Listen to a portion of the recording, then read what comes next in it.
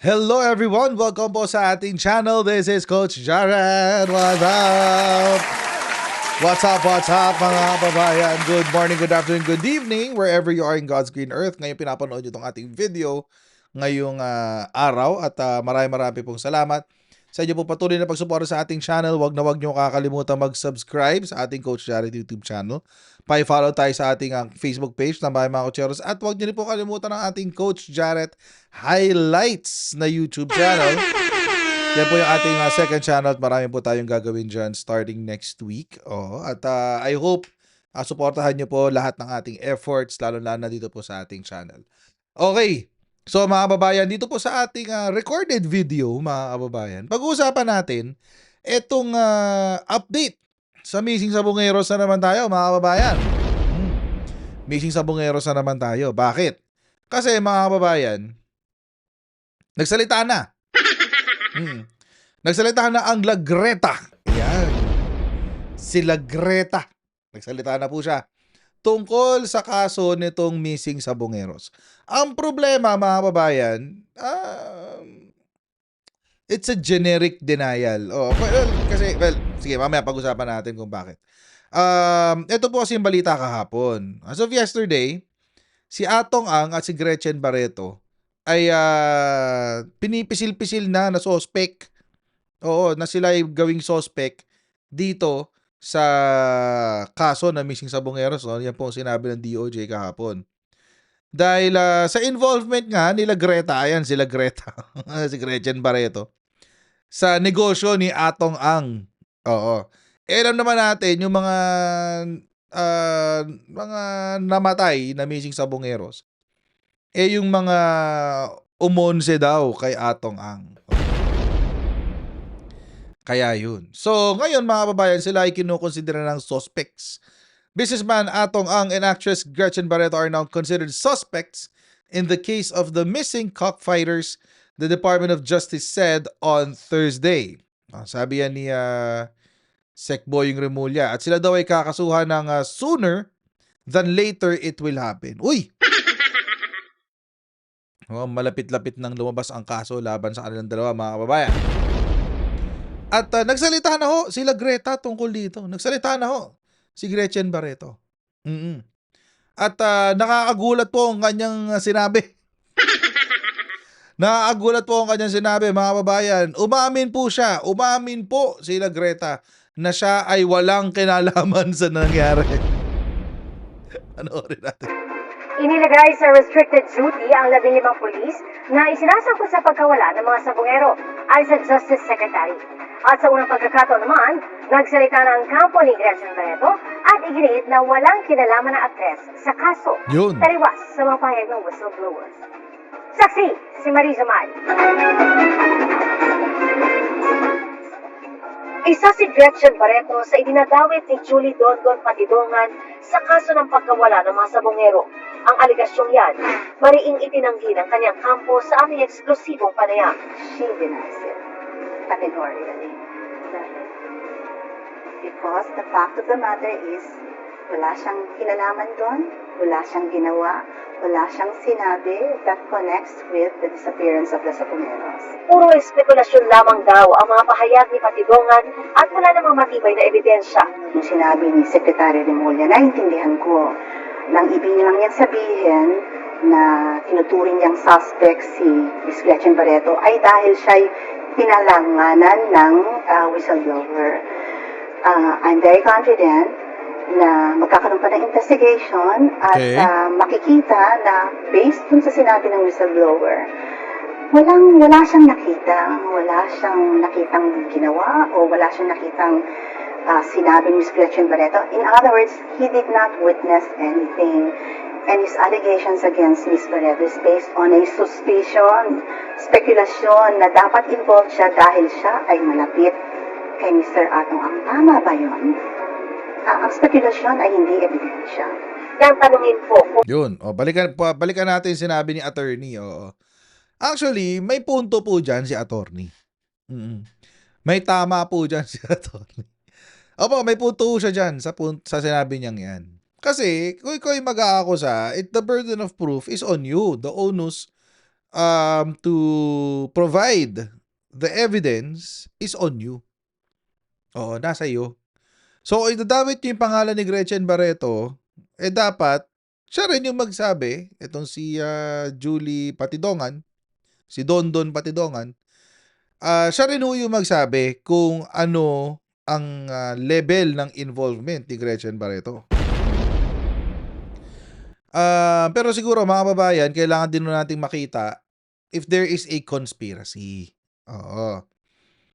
Kung meron ng conspiracy dito. Kasi kung mamaya sasabihin din naman ni Patidongan, si Gretchen Barreto daw ay isa sa mga bumoto na tsugihin nga yung mga sabongeros na nandadaya sa kanilang isabong.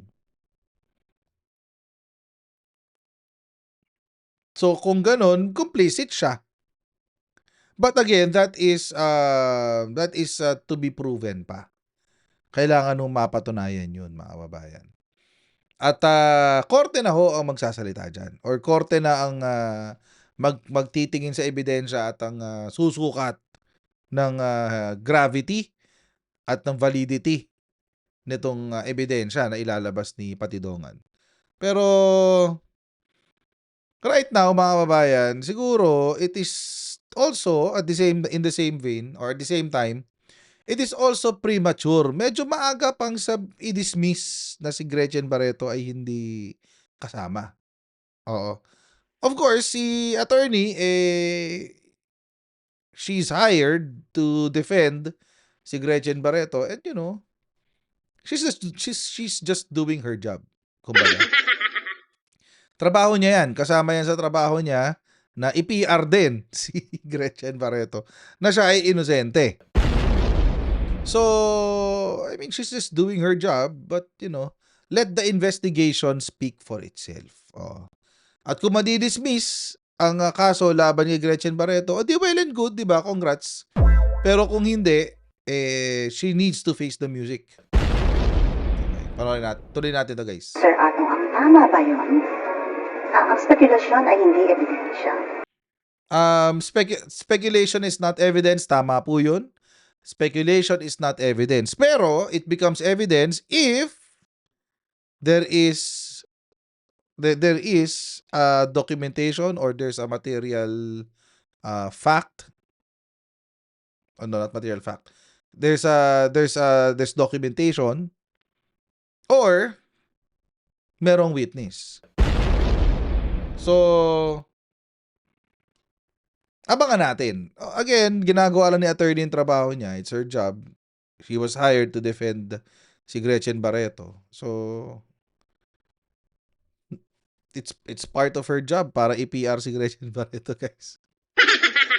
Nang tanungin po kung ano ba ang ugnayan ni Barreto sa tinuturing ding suspect na si Atong Ang. They are business partners. And that's just it. They are business partners. Ito ako sagot ni attorney. They are business partners. And there's nothing else. Instead, kaysa sabihin ni attorney na wala na. That's it. Ano yung sinagot niya? They are business partners. Diba? Attorney naman, bakit ganun? Pwede namang sagutin ng yes or no, di ba? They're business partners. At tinanong siya, what is their relationship? They are business partners. Oh, yun, they are business partners. Just that and nothing else. Oh, yun lang ba? At wala nang iba. Sabi ni sino ba 'tong nag-i-interview? I forgot her name. Yung nag-i-interview ng taga-GMA na reporter. Wala na bang iba? Yun lang. Sagot ni attorney, they're business partners. Pwede namang, there's nothing else. I'm stating it categorically. Wala nang iba pang relasyon maliban sa pagiging business partner. Pero, ewan ko lang, baka sinasabi lang yun for a dramatic effect, di ba? Pero, ewan ko lang, mas maganda lang for more clarity kasi baka mamaya, di ba? Anyway, Posible niya nadadawit lang si Barreto dahil isa siyang investor at alpha member sa East Sabang pwede. Operations. Pwede naman yan. Bakit hindi yung mga ibang investors? Bakit yung mga ibang tao? Bakit si Miss Gretchen? Kasi kilala siya at siguro mas pakikinggan yung whistleblower kung banggitin niya ang pangalan ni Miss Gretchen Barreto. Remember? Uy, ang aga pang siraan si, Patidongan ah. Ang agang sinisiraan ah. Grabe si attorney. But you're doing a good job, attorney. Oo, sulit na sulit ang bayad sa ni Gretchen. Oo. Again, it's her job, mga kababayan. No? It's her job. So, ngayon, minimize niya yung testimonya nung whistleblower at ang pagkakasama kay Gretchen Barreto. Because investor lang daw siya. Wala namang problema kung investor. Oo, hindi porke investor ka, ibig sabihin ikaw ay nag-participate sa krimen. Di ba? Investor ka lang naman eh.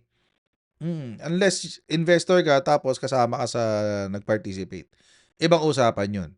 Pero kung investor ka lang, investor ka, wala kang involvement sa business transactions, sa operations, etc., etc. Malamang sa malamang, hindi ka talaga may involve. Kaso, mga kababayan, I think, base sa mga, this is only, observations. Mukhang involved si Gretchen sa operations eh. 'Di ba kasama siya sa mga sabong-sabong. Siya mismo kasama. So hindi na, well, again, mga kababayan, this is only speculation and I'm not saying she's guilty. I'm just saying si Gretchen Barreto is mukhang more than an investor. Kasi nga kasama siya mismo sa mga derby. Nandun siya, as in her physical presence is there. But again, mga kababayan, maski yun is not proof na siya ay nag-i-involve doon sa decision na tsugihin yung mga missing sabongeros. That in itself is also speculation, but hangga't hindi pa kasi lumalabas yung ebidensya, hindi pa natin pwedeng sabihin na it's only speculation or suspicion eh. Kaya nga abangan natin sa korte. Oo. Mas maganda, sa korte na lang sila magpaliwanag. So, mas pakikinggan yung whistleblower kung banggitin niya ang pangalan ni Ms. Gretchen Barreto. Remember, there were at least 3 Senate hearings and a Senate report was submitted in May of 2022, if I'm not mistaken. Bakit biglang lumabas doon? If there was really any involvement in the part of Ms. Barreto then, it would have surfaced noon pa. Bakit ngayon na? Not necessarily. Kasi during that time, the focus of the investigation was on Atong Ang. Ang talagang tutok na investigation nun, mga kababayan, ay kay Atong Ang lang talaga. Wala ho sa iba. And for all intents and purposes, si Gretchen Barreto was being shielded by Atong Ang himself. We don't know. Diba? Marami naman pwedeng possibilities dyan eh. So marami din naman lumalabas na nasa Senate, sa mga hearing na hindi naman totoo. Tulad nung sa hearing ni Amy Marcos. Diba? Nag-imbento siya ng kanyang mga findings. So, hindi ho strong defense yung Senate hearing. Yung mga congressional hearings. Although, yung mga resulta niyan are also being used ginagamit din yon para makapaghabla sa mga public officials. But in this case, mga kababayan, we're not talking about a public official. We're talking about Atong Ang, billionaire gambler. And Gretchen Barreto, actress. We're talking about private individuals, mga pribadong tao ito. So, medyo iba po ang treatment natin dito. So, tuloy natin.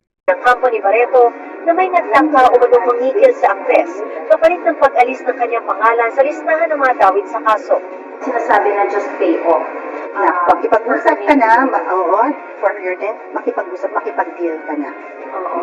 And you mentioned that you think that the whistleblower is part of this? I think he must have been. Dahil the person who made the proposition was also connected to the whistleblower. Sa hiwalay na Yun yung extortion na sinasabi nila. Ini-extort daw sila para tanggalin sila sa listahan ng kakasuhan. Mukhang hindi naman shady no? Kaya nga whistleblower, ibig sabihin, kasama sa krimen nyo Kaya nga whistleblower Oo, may mga whistleblower kasi, mga kababayan, na kasama, complicit, na sila mismo ay naging participant doon sa krimen.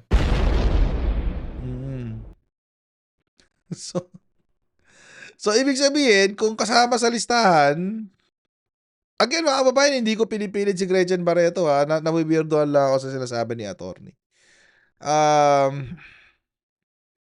Kung whistleblower, wala problema, whistleblower. Pwede naman kasi, totoo naman pwedeng walang kredibilidad yung whistleblower.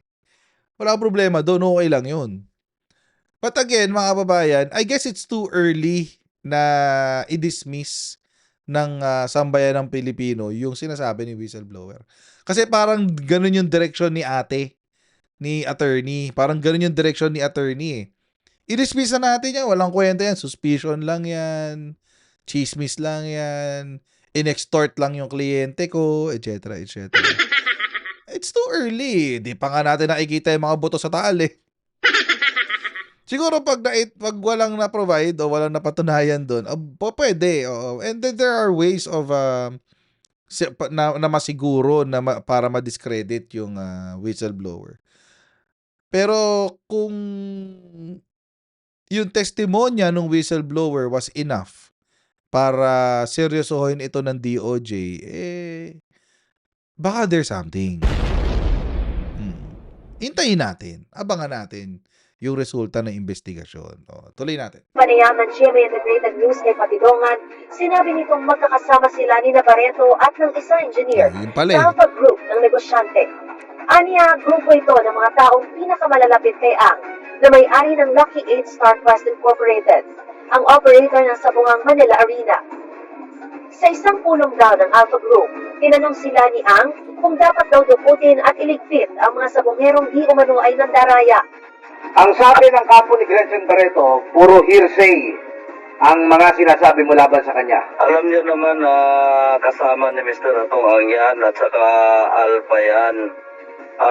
Pag sinabing Alpha, doon sila, kasama sila sa nag-meeting-meeting. Kasama siya sa pumayag na walain yung mga sabongero. Okay. Ayun, isa sa tumas ng kabayan. Si Gretchen Barreto. Yun ang testimonya na dapat tingnan. Ano yung ibig sabihin ng tumaas ang kamay? Nag-vote siya para tsugihin yung mga sabongeros. And kung mapapatunayan niya yun, di si Gretchen Barreto is part of the group that murdered itong mga missing sabongeros. Kung mapapatunayan niya yun, mga kababayan. And ang burden of proof niyan ay nandoon sa nag-aakusa. Kaya kailangan seryosohin talaga tumaigi ng DOJ. Kasi kapag dito natalo sila, wala. Olats. Sila yung mapapahiya. Tuloy natin. Pumabor siya doon sa kagustuhan ni Mr. Atong Ang. Kasama sa pumayag si Gretchen Barreto. Isa siya sa pumayag na walain yung mga nagtsutsupi. Kasi sabi nga ni Mr. Atong Ang, pag hindi natin gawin yan, babagsak yung negosyo natin. At imposibleng tututol siya, katabi siya mismo lagi ni Mr. Atong Ang pag nag-meeting. Meron ka pa bang ibang ebidensya kay Gretchen? Lagi kasama ni Mr. Atong Ang yan. Pinabulaanan ng kampo ni Barreto ang mga alegasyong ito. Okay. Ayon sa Siyempre. kanyang abogado, wala raw dinaluhang meeting si Barreto kung saan hiningi ang approval para sa pagkawala ng mga sabongero. Inimbento lamang daw ang kwento. Siyempre, walang magiging dokumento yan, mga kababayan. Wala naman sigurong tawag dito, board meeting kung saan ang board secretary susulat. na kung sino yung bumoto para pumatay ng kung sino man, di ba? Wala naman sigurong nakadokumento ng board resolution tungkol dyan. Siyempre, walang dokumento yan. Oo. Kaya kasabi ko sa inyo, mga kababayan, this is going to be a he said, she said situation. So, kailangan talaga dito maging credible yung testimonya, yung mga judicial affidavit, kailangan maging credible sila. Tapos yung mga witnesses, yung mga magiging witnesses dito, kailangan mag-corroborate din kay Patidongan kasi mayayari siya dito. Mayayari siya dito pag hindi niya na bigyan ng bigat yung kanyang mga testimonya.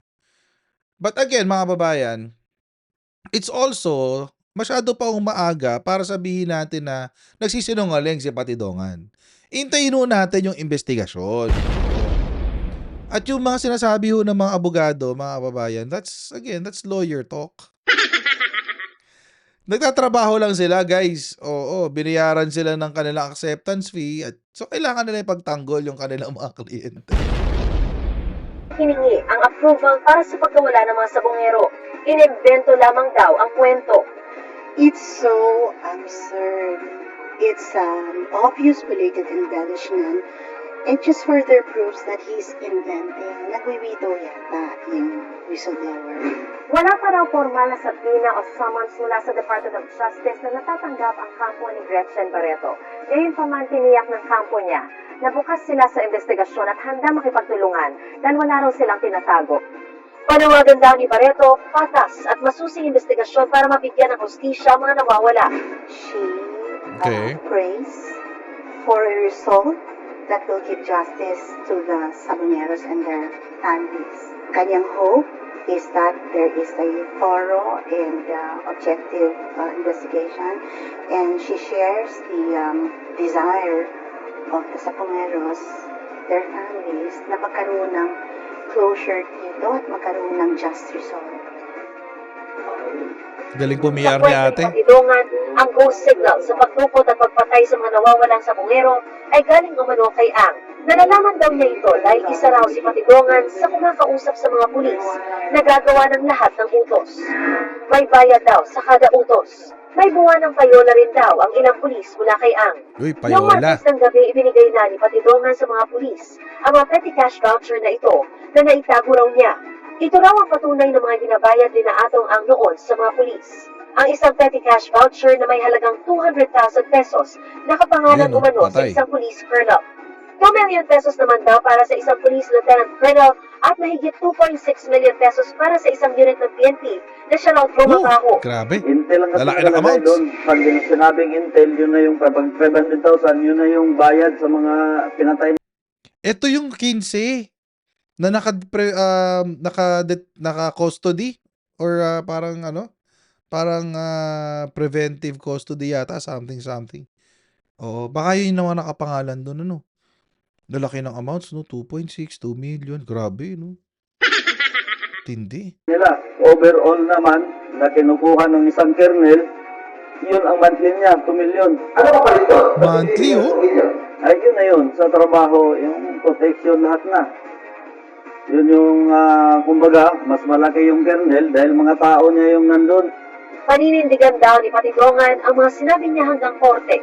Hinihinga namin ang reaksyon sina ang binanggit na engineer at ang PNP sa mga bagong pahayag ni Patidongan. Nauna nang iginiit ni Ang na wala siyang kinalaman sa pagkawala ng mga sabongero. Siyempre, sabihin niya. Ayon kay Justice Secretary Jesus Crispin Remulla, 15 pulis na isnasangkot sa pagkawala ng mga sabongero Ito yun, oh. ang inilagay na sa restricted duty. Ayun, restricted duty.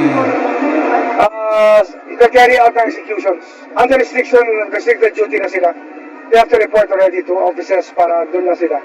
Para hindi na sila makasakit. Nabasa na rin daw ng kalihim ang statement ni Patidongan o alias Totoy. Bukod pa raw ito sa ibang ebidensyang hawak na ng DOJ. Na marami Ay. tayong iba-ibang klaseng ebidensya. We have CCTV footages. Marami tayong iba hawak. Yun ang tatapos kay Atong Ang. Yung mga ebidensya, guys. At mukhang sa language ni Secretary Boying, mukhang confident siya dun sa mga ebidensya niya. Baka damay nga talaga si Gretchen Barreto. Sheesh. Sheesh. Pero hindi raw madali ang pag-iimbestiga nila. Mabigat lang talaga itong laban dito kasi nga sobrang daming pera at sobrang daming koneksyon. Actually, there are 20 people in the Alpha List. Ang tinatawag na Alpha List, yun yung Alpha Group Investors. ng Isabong. The Alpha Group is the main group that run the show at Isabong. Binigyan na rin daw ng PNP Grabe. ng security si Patigongan. Kinausap din ni Remulla ang mga kaanak ng mga biktima na nagpunta sa Justice Department.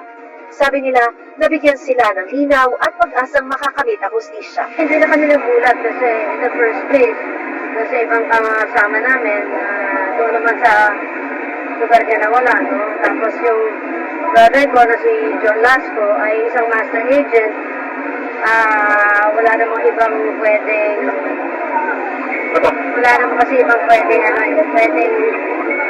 taong may interest sa kanya kung yung kapatid ko nga ay nakagawa ng hindi maganda. Alam namin, hindi na kami magugulat noon pa. Dahil naririnig namin na kahit nung hindi pa nakidnap yung anak ko, dahil naririnig namin na may ganyan na pangyayari. Hindi namin titigilan to. Talagang kailangan ng hustisya. Alam mo, ang kaluluwa natin bilang mga Pilipino nakataya rito. Dapat dito hindi tayo mapayag na pera-pera lang ang naging Panginoon ng Pilipino. Para sa GMA Integrated News, Actually, tama si Sec Boying dun. Oo. Parang parang itong kaso ng missing sabongeros is the ultimate battle between the rich and the poor. Parang ganun eh. Kasi alam nyo mga kababayan, alam naman natin, sa Pilipinas, pag wala kang pera, mas mahirap makakuha ang hustisya. Pag wala kang pera. So, I guess, in one way or another, itong kaso ng missing sabongeros is really parang proxy battle between the elites and us slapsoils. So, tayo mga hampas lupa. O, tayo mga slap soil. At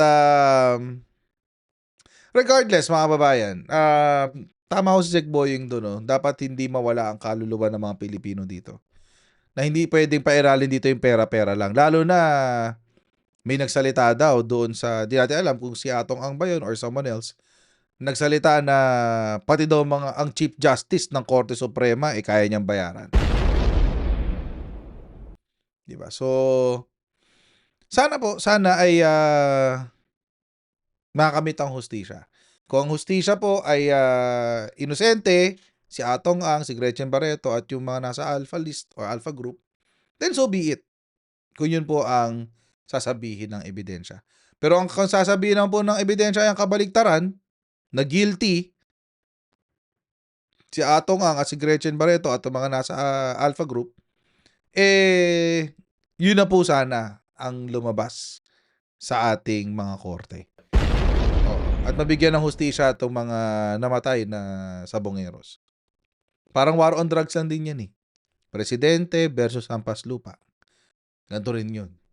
Bilyonaryo versus hampas lupa.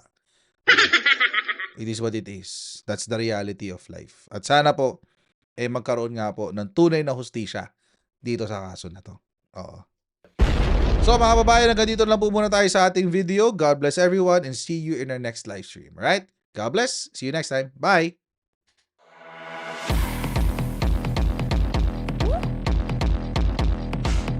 Pag ganun, huwag natin gawing tanga mga Pilipino. Mas maganda kasi nasa lugar ka ng tama kaysa yung pinipilit mo yung pagkakamali.